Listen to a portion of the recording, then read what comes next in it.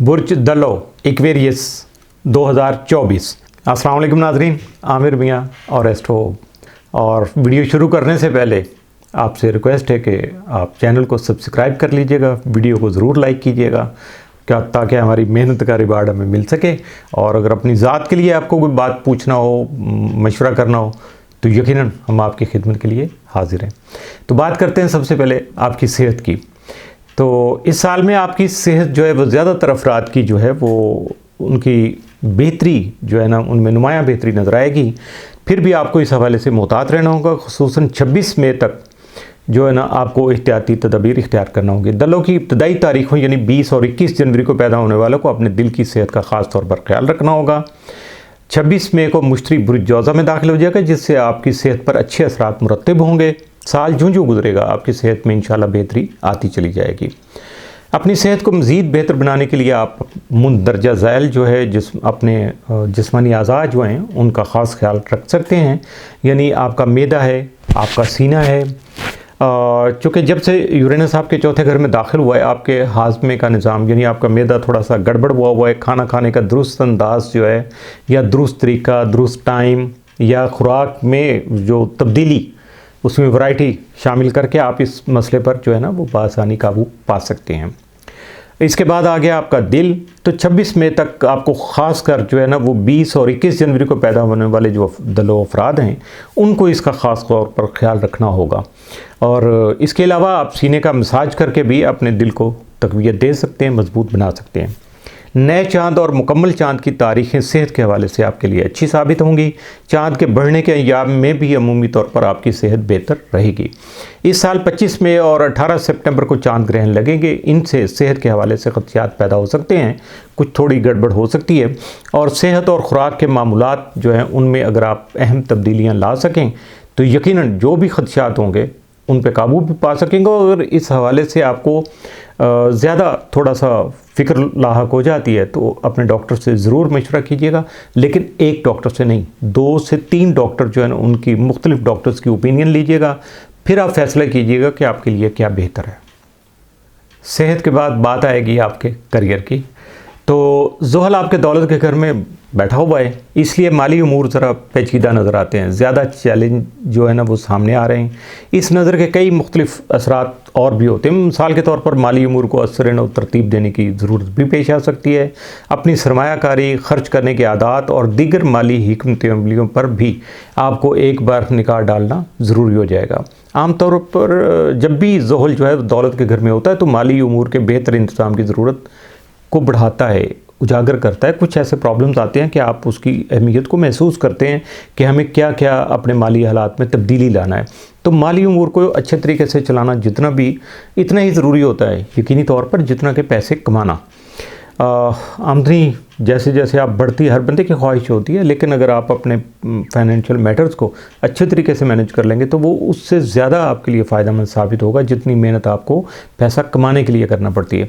आम तौर पर ऐसे में इजाफी माली बोझ जो है वो बंदे पे बढ़ जाता है और इससे गुरेज भी मुमकिन नहीं होता।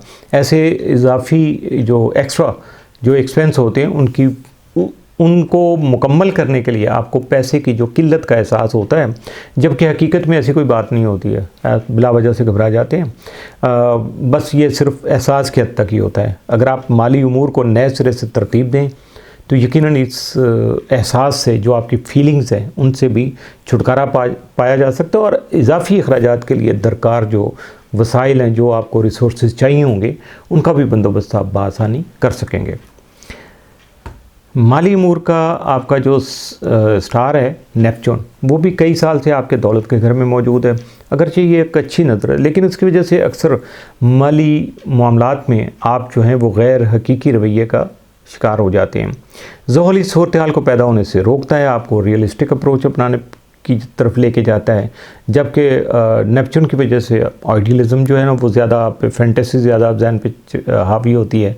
अब दोनों को अगर बैलेंस कर लेंगे तो बहुत ज़बरदस्त होता है। अब ज़ुहल जो है वो आपके जो भी ये सूरत हाल है आपको हकीकत पसंदी की तरफ लेके जाने के लिए रुकावटें पैदा करता है।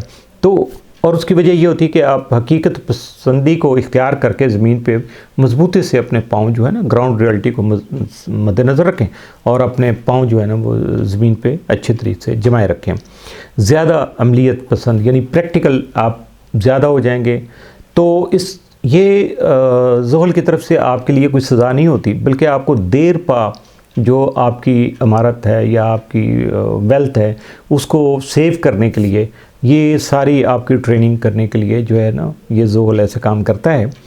क्योंकि ये उस्तादों का उस्ताद है तो इसलिए अपनी उस्तादी यहाँ भी दिखाता रहता है। माली उमूर में आने वाले जो उतार चढ़ाव हैं वो आपको इसी सिमत में ले जाने का सबब बनते हैं, और जैसे जाते हैं फिर आप खुद से मजबूर हो जाते हैं कि यार मुझे ये करना चाहिए, और आप कर लेते हैं। आपके जायचे में नेपच्यून जो है रूहानी उमूर का उमूमी हुक्मरान भी है, जबकि रूहानी उमूर की हुक्मरानी ज़ोहल को हासिल है। इसका मतलब है कि आपके माली उमूर के तमाम नशेब फराज जो है ना अप्स डाउन हैं और चैलेंज जो हैं उनके पीछे एक रूहानी एजेंडा भी कार फरमा है। इसका एक फ़ायदा तो ये होगा कि आप दौलत के रूहानी कवानीन पर ज़्यादा इन्हिसार करके उन्हें ज़्यादा बेहतर अंदाज में बुरुए कार ला सकेंगे। दौलत के घर में ज़ोहल की जो इंतज़ाम इंसराम यानी मैनेजमेंट की जो सलाहियतें हैं वो आपकी आमदनी में इजाफ़ा करने में अहम किरदार अदा कर सकती हैं। इसके अलावा कमर्शल ज़मीन जायदाद और स्टॉक मार्केट के जो ब्लू चिप अदारे हैं, जो बुनियादी अदारे हैं, तो उसकी वहाँ अगर आपकी इन्वेस्टमेंट होगी तो वो आपके लिए ज़्यादा सूदबंद साबित होगी। सरमायाकारी में रवायत पसंदाना तरीका अमल जो है वो अपनाइएगा। ये साल जो है मौजूदा ये तवील मुद्दती सरमायाकारी के लिए ख़ासा बेहतर साबित होगा। दौलत कमाना वैसे भी तवील मुद्दती अमल ही होता है, शॉर्टकट नहीं होता है। अगरचे 26 मई के बाद आप किस्मत आजमाई की तरफ माइल होंगे, लेकिन ज़ोहल के होता हुआ ऐसा करना आपके लिए मुनासिब साबित नहीं होगा। अगरचे आपका 10वां यानी करियर का घर जो इस साल अमूमी तौर पर खाली रहेगा, मुख्तसर मुद्दती सियारों के अलावा यहाँ किसी और की आमदोरफ्त नहीं होगी। करियर की अहमियत में रफ्ता रफ्ता इजाफा होता चला जा रहा है। ये अहमियत आने वाले कई साल बरकरार रहेगी। आपका करियर का स्टार जो है वो प्लूटो आपके अपने बुर्ज में दाखिल हो रहा है और अगले 30 साल तक यहीं जो है ना वो क़याम करेगा। इससे पता चलता है कि आपकी ख्वाहिशात और तवक्कुआत में इजाफा होगा। करियर के मौके आपके ताक़ुब में रहेंगे, आपको उनके पीछे भागना नहीं पड़ेगा, यानी बहुत सारी अपॉर्चुनिटीज़ आपको मिलती चली जाएंगी। लेकिन उस वक्त जब आप एक्टिव होंगे घर में सोने से या आराम करने से तो ये चीज़ें हासिल नहीं होंगी। आपकी कामयाबी का इज़हार आपकी ज़ाहरी वज़ाकत से भी होगा और आपके आसपास वालों पर भी इसका असर पड़ेगा। अपने बारे में आपकी सोचें भी बदलने लगेंगी। इस नज़र का एक मतलब ये भी होगा कि आप अपनी ज़ाहरी वज़ाकत और अपनी शख्सियत को एक नया रूप देना इस वक्त आपका हकीकी करियर साबित होगा। यानी आप अपनी पर्सनालिटी ग्रूम पे तवज्जो दीजिएगा, अपने आप को कन्वर्ट कीजिएगा, बेहतरी अपनी शख्सियत में लाइएगा तो यकीनन आपके लिए मज़ीद बेहतर हो सकेगा। आपका करियर जो है ना इसी बात पे बेस करेगा।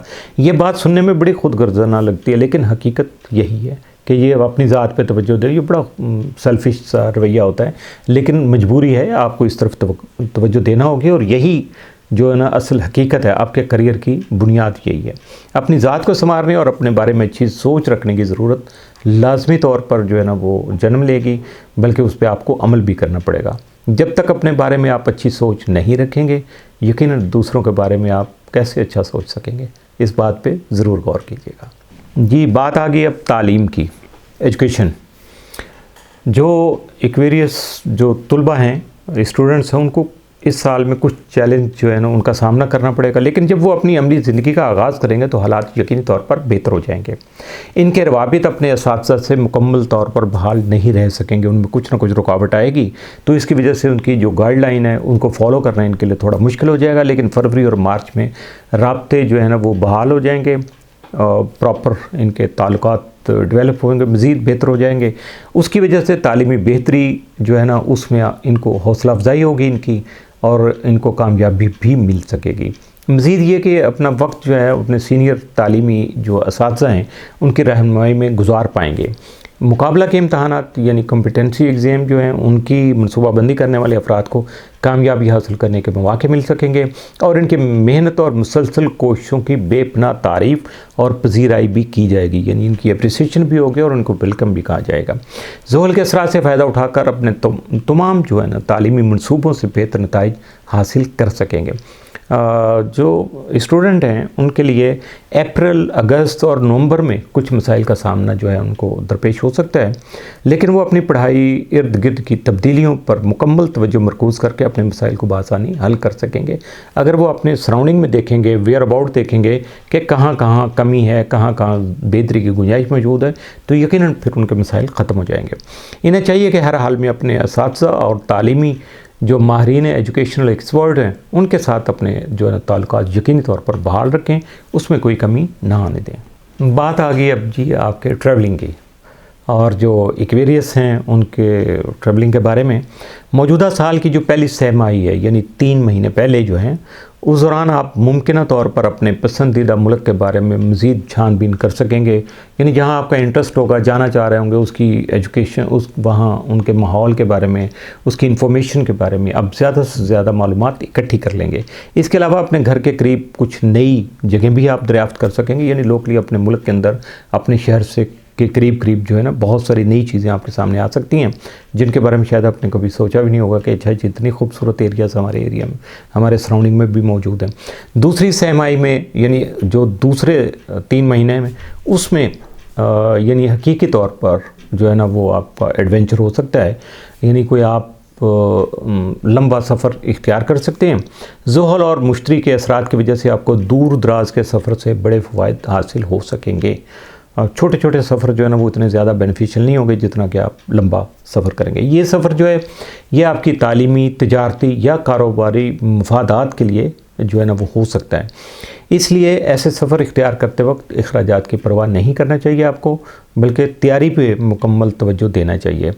और उसके बाद बस आप अमली कदम उठाइएगा और आगे बढ़िएगा, क्योंकि जब आप प्रैक्टिकल एक्शन करते हैं तो उसके रिज़ल्ट आपके फेवर में ज़रूर आते हैं।